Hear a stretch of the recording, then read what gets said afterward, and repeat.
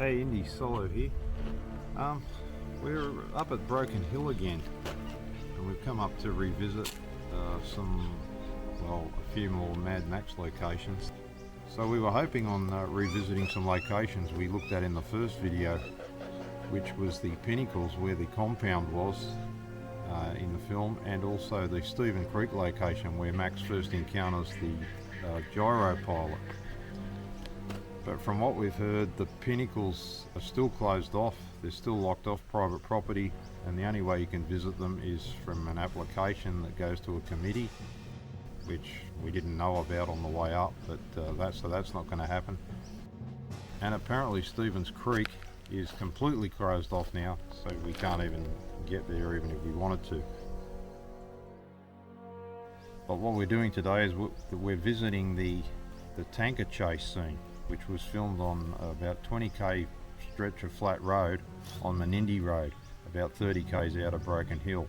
So we're going to see if we can pick up some spots where the actual tanker chase, after they broke out of the compound, where that was filmed, and see if we can pick up a few hilly landmarks from some sequences in the film. So that's what we're planning to do.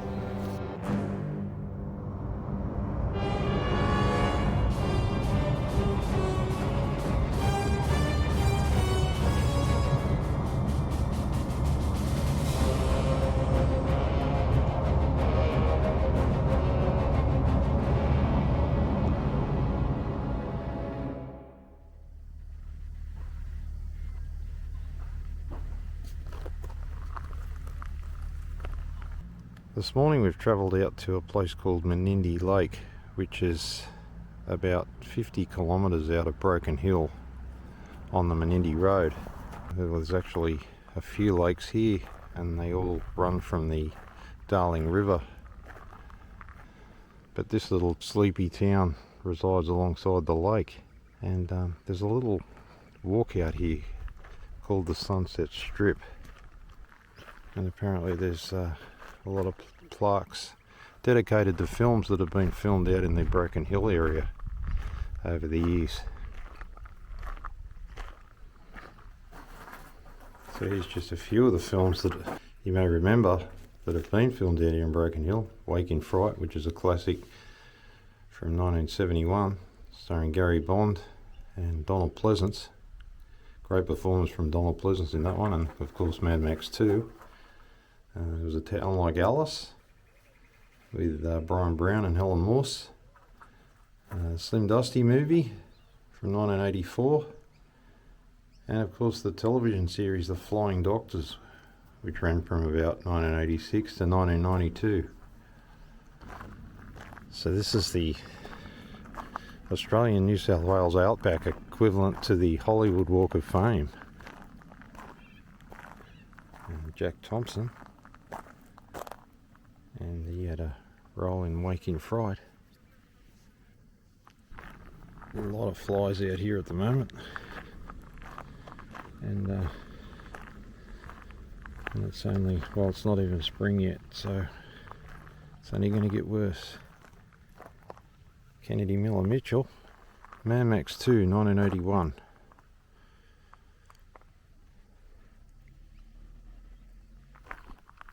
Here for A Town Like Alice, 1981.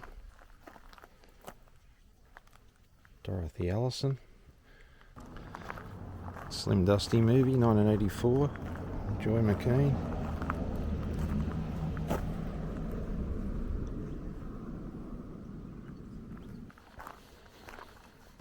Royal Flying Doctors, the series, which was pretty popular here in Australia, and Lenore Smith. More films that were filmed out here in the area around Broken Hill. Dirtwater Dynasty from 1988. I'm really not familiar with that one. Priscilla, Queen of the Desert from 1994. That was actually filmed on the Mundy Plains and at the Pinnacles, where a lot of Mad Max 2 was filmed. Mission Impossible 2 with Tom Cruise. That was filmed around Broken Hill and Silverton area. Last Cab to Darwin. Michael Caton Starting last cab to Darwin, and Buckley's Chance. Bill Nye. Beautiful day out here in the outback of New South Wales. And you officially know you're in the outback when you hit this red dirt. It's unmistakable. Dirtwater Dynasty. Hugo Weaving. There's Priscilla, Queen of the Desert. But it looks like, I don't know whether they haven't put one in or somebody's probably come and dug it out. Here's Mission Impossible 2. And again, that one's missing, so it may just be a case of that they haven't got around to putting these ones in yet. Such great locations up here in and around the Broken Hill area. And the last one up here is Buckley's Chance. But there's a glaring omission to this filmography here, and that would be Razorback from 1984. That one's missing completely, just like they forgot about it. I mean, that's pretty... Razorback's pretty popular, and it's pretty well known. And regardless what you think of it, it is a iconic Australian movie. Good performance from Gregory Harrison and Judy Morris, although she's only in it for a short period. And some good effects in that one too, with the mechanical bore. Much like Jaws, they used it sparingly. But yeah, that's a glaring omission up here. And that was filmed in around Silverton. You can actually see the Silverton Pub in a few scenes. And we'll be looking at that a bit later.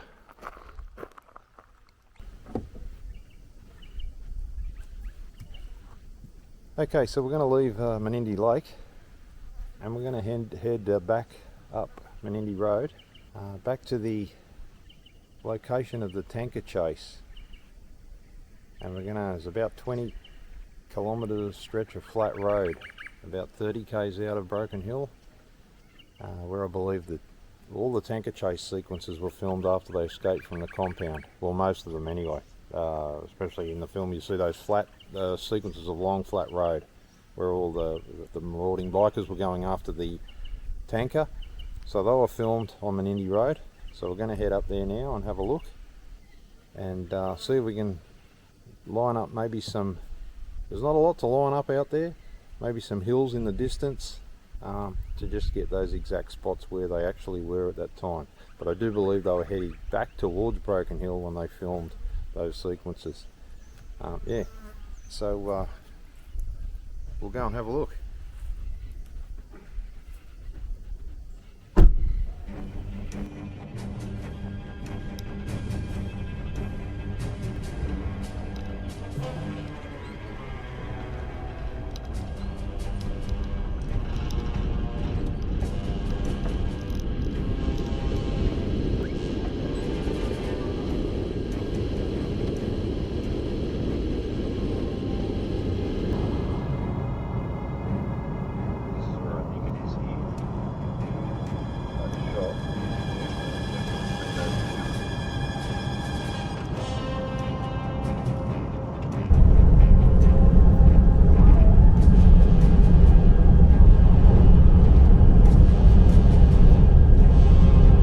Minindee Road, about well, it's about 35 k's out of Broken Hill, and this stretch of road along here I'm pretty sure is where the tanker chase took place, and I'm pretty sure they were heading this direction. If you look in the distance you can see those well, those hills of Broken Hill in the distance. You can point them out pretty easily in the film from the aerial shots of the tanker and with the bikers in pursuit. So, and this road is very straight and very long, and it was easy to see how they could film along here doing all the stunts that they needed, and it's super flat, so they had no problems with rises or dips or crests or anything like that, and you can basically see nothing for miles.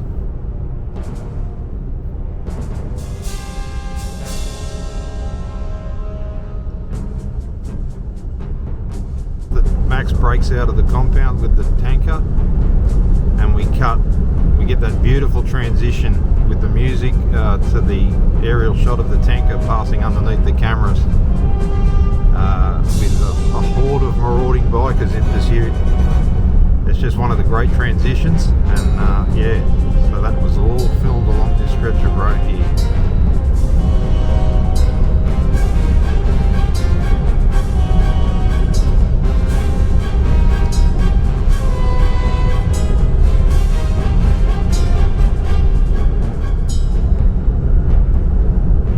So flat and vast out here.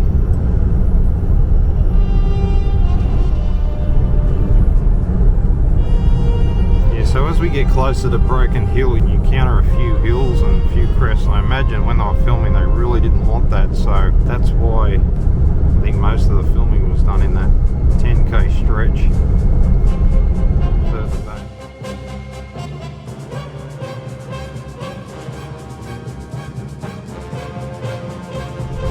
So yeah, that's a great stretch of road back there. It really does open right up, so flat.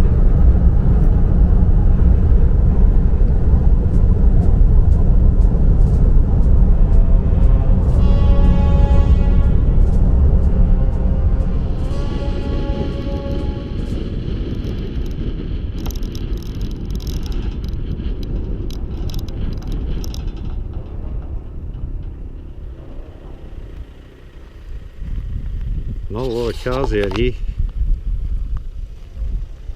Not a lot of anything. We're in the middle of nowhere out here.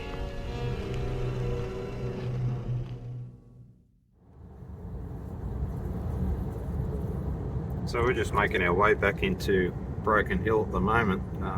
It certainly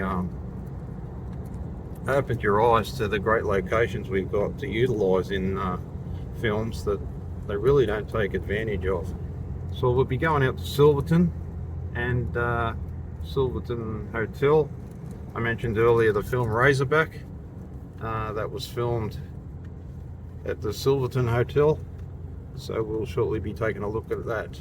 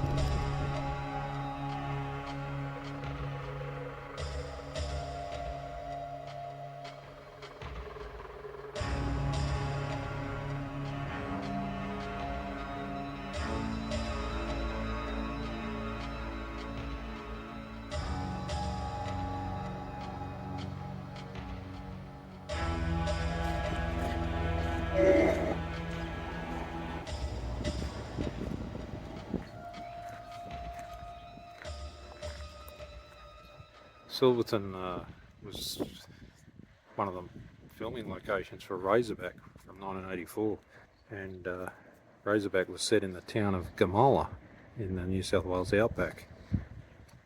And for the film, the Silverton Hotel was renamed the Gamala Hotel, because the hotel back in 1984, when filming took place, the hotel was basically just this stone building. None of this extensions had been added, and the veranda had a bit of a an angle on the front there.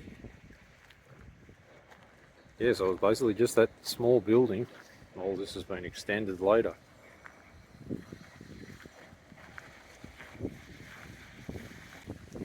Judy Morris as Beth Winters, the environmentalist television reporter. That's one of the newscasts from here. And the camera's pointed towards her, looking down the street here, and I'm pretty sure that tree, that dead tree over there, was in the shot. Obviously alive, well and living back in 84. But I'm pretty sure that that tree there was in the shot, just in the background of her doing a news report. And you can see that stone building down there in the distance. She walks up the street here, and then it turns around to the hotel, Silverton Hotel. And there are other shots here looking across from the other side of the road towards the hotel.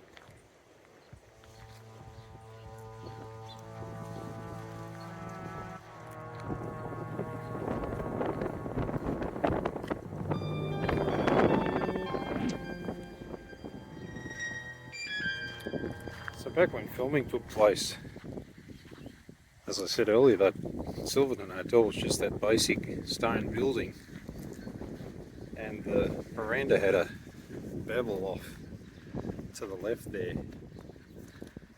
There's actually a street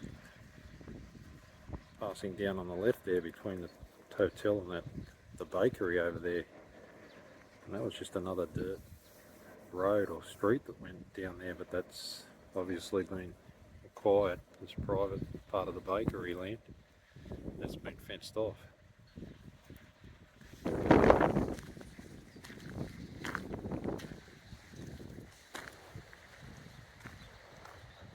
Some photos of the production of Razorback, which took place here in Silverton. You can see the pub there, renamed the Gamala Hotel. Here's the mechanical Razorback.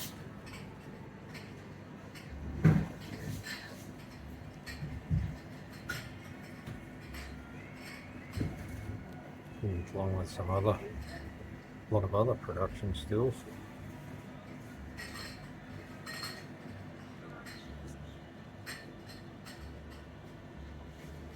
Marky Whiteley there.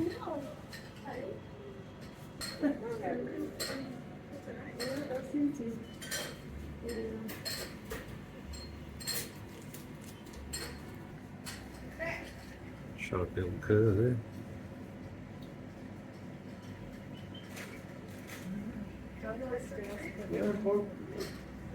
Hey, well, we made it out to Silverton, and we've been up to the Mad Max 2 museum, and we've been up there for about 3 hours, would you believe it, talking to Linda and Adrian about all things Mad Max and other ridiculous topics. So yeah, we're back at the Silverton Hotel, and we're going to have ourselves a fly-ridden hot dog. Because there's lots of flies, although they're not as bad as when we were here last time. So yeah, we're just waiting for them to come out, and we're just going to have a nice cold beverage, and then we're going to head out to Minindee Lookout in the afternoon. So, cheers. Cheers from Silverton.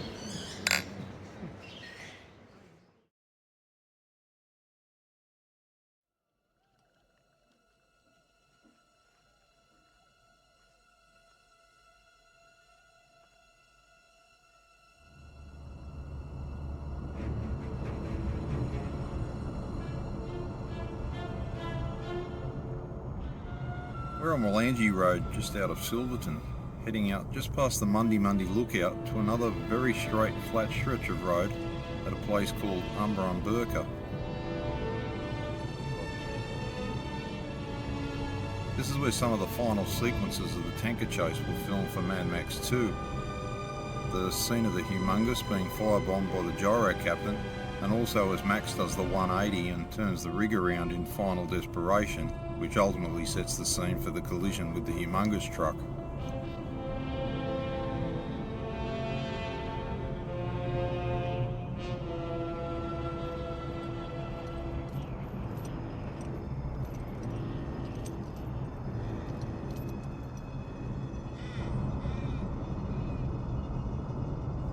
So this spot just here is where all that action took place.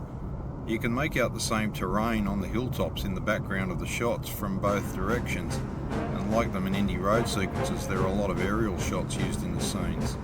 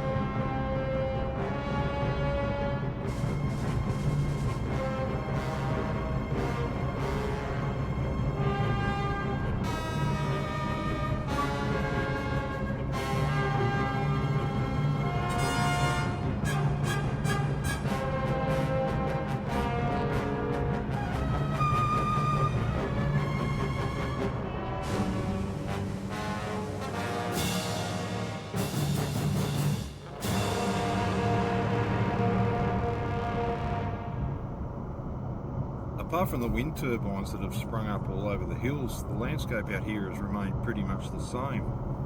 One thing you do notice is that there's more vegetation here now than when filming took place, probably due to the unusual amount of rainfall received up here in the last couple of years.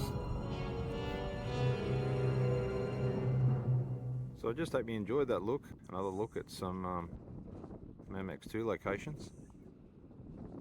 And just to wrap up, all the locations you can get to out here in the Broken Hill, Silverton area. So we're just going to sit here and wait for the sunset, and then we'll head off back into town. So I'll see you in the next filming locations video.